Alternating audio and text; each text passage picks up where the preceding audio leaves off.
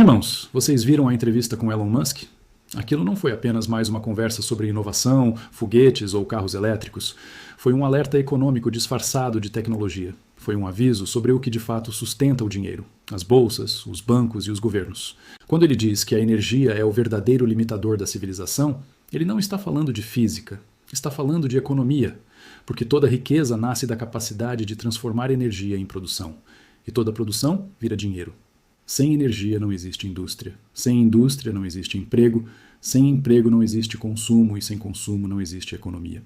Em outras palavras, quando a energia entra em crise, o sistema todo entra em colapso. E quando Musk afirma que o Bitcoin é uma forma de energia digitalizada, ele está apontando para uma mudança silenciosa na natureza do dinheiro, mostrando que o valor não está mais garantido por papel, ouro ou dívida pública, mas por energia convertida em poder computacional. E quando olhamos para o mundo de hoje, vemos todos os sinais clássicos de um ciclo econômico em esgotamento. Inflação persistente, dívida pública fora de controle, moedas perdendo poder de compra, juros altos, desemprego tecnológico e um sistema financeiro que sobrevive cada vez mais de impressão de dinheiro. Ao mesmo tempo, os governos fingem que o problema é político, quando na verdade a raiz é estrutural e a raiz é energética. A economia moderna consome mais eletricidade do que países inteiros.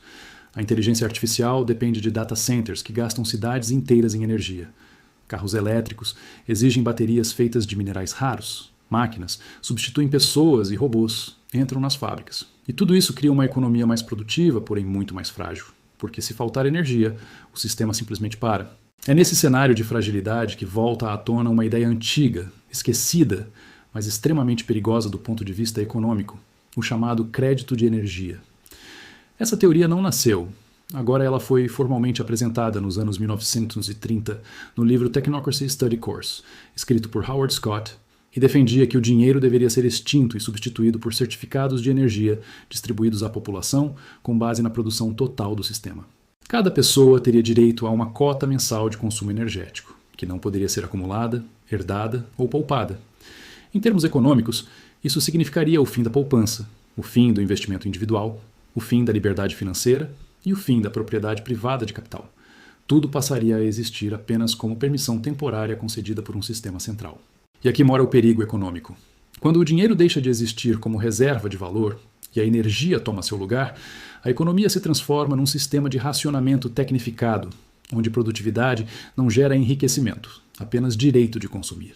Isso mata o incentivo ao crescimento, destrói o acúmulo de capital, enfraquece a inovação individual e transforma cidadãos em dependentes de cotas, porque ninguém consegue mais construir algo próprio, só recebe autorização temporária para usar recursos. Esse modelo, sob a ótica econômica, não gera prosperidade, ele gera estagnação controlada. E quando surgem dizendo que não há ligação entre Musk e isso porque seu avô não escreveu o livro, isso é irrelevante para o impacto econômico da ideia, pois o avô dele, Joshua Haldeman, simpatizava com tecnocracia. Mas mais importante do que sobrenome é o fato de que a ideia sobreviveu quase um século e agora encontra o ambiente perfeito para ser aplicada, porque hoje temos vigilância digital, rastreamento, inteligência artificial, biometria e moedas digitais. Ou seja, o que antes era utopia burocrática, hoje é tecnicamente possível, economicamente executável e administrativamente viável. Quando Musk fala em energia barata como pré-requisito para o futuro, ele não está falando em conforto, está falando em sobrevivência econômica das nações. Países que não dominarem geração energética ficarão economicamente irrelevantes, suas moedas perderão valor, suas empresas quebrarão e sua população empobrecerá. Energia deixou de ser apenas infraestrutura e passou a ser um ativo estratégico como o ouro já foi. E quem entender isso, primeiro, dominará os mercados globais. Por isso assistimos à corrida por lítio, cobalto e níquel, porque sem esses minerais não há bateria. Sem bateria não há carro elétrico. Sem carro elétrico não há política ambiental e sem política ambiental não há financiamento internacional. A compra do X por Musk também escancara outra face desse problema econômico, pois quem controla o fluxo de informação influencia mercados e mercados são movidos por expectativa. Uma única plataforma pode derrubar uma ação, valorizar uma criptomoeda ou destruir a reputação de uma empresa. E quando Musk transforma aquilo numa praça pública global, ele cria um ambiente onde o humor financeiro da humanidade inteira pode ser moldado em tempo real. E isso é poder econômico puro.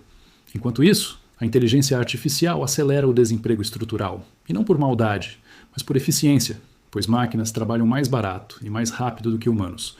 Isso pressionará governos a criar rendas de sobrevivência, subsídios e distribuições automáticas. E aqui, a ideia de crédito energético se encaixa novamente como solução técnica para um problema social. Mas solução técnica não é solução econômica, porque você não constrói uma economia forte distribuindo cotas. Você constrói incentivando produção, inovação e propriedade. E então surgem teorias dizendo que Musk planeja o fim do dinheiro, engenharia genética de elites e mundos simulados, mas isso são distrações emocionais num problema que é profundamente econômico. A civilização inteira está construindo uma dependência energética que, se mal administrada, pode gerar a maior crise econômica da história humana.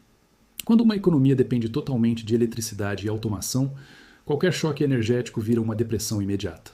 A simulação proposta por Nick Bostrom é apenas filosofia, mas o que é real é que a economia mundial está sendo reprogramada por tecnologia. E quando você perde controle da sua própria geração de riqueza e passa a depender de sistemas automáticos, você não está vivendo numa simulação, está vivendo numa economia programada por terceiros. E por isso, as falas de Musk sobre energia devem ser interpretadas como alerta econômico, não como fantasia mística. Ele não está falando em fim do mundo, está falando em limite do modelo atual. A economia baseada em impressão de dinheiro está no fim, a baseada em dívida eterna está no fim, e a baseada em consumo sem lastro energético está no fim. O que vem depois ainda não foi anunciado oficialmente, mas os alicerces já estão sendo lançados. E quando a economia muda de alicerce, tudo muda com ela. Trabalho, salário, poupança, aposentadoria e valor. E o mundo ainda não percebeu que não estamos entrando numa nova era tecnológica. Estamos entrando numa nova era econômica.